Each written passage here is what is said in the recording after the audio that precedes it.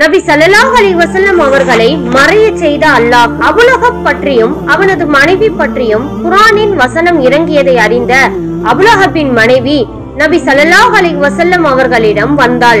அப்போது நபி ஸல்லல்லாஹு அலைஹி வஸல்லம் அவர்களும் அபூபக்கர் ரலியல்லாஹு அன்ஹு அவர்களும் காபத்துல்லாவிற்கு அருகில் அமர்ந்திருந்தார்கள். அபூலஹப்பின் மனைவி கையில் குளவிக்கல் இருந்தது.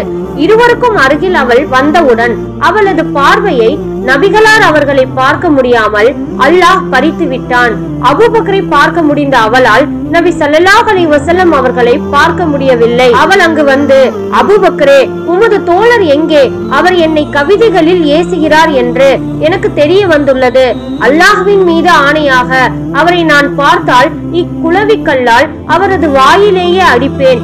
அறிந்து கொள், அல்லாஹ்வின் மீது ஆணையாக எனக்கும் நன்றாக கவி பாட தெரியும் என்று கூறிய பின், இழிவுக்குரியவரைத்தான் நாங்கள் ஏற்க மறுத்தோம், அவரது கட்டளையை புறக்கணித்தோம், அவருடைய மார்க்கத்தையும் வெறுத்தோம் என்று கூறிவிட்டு திரும்பி சென்று விட்டாள்.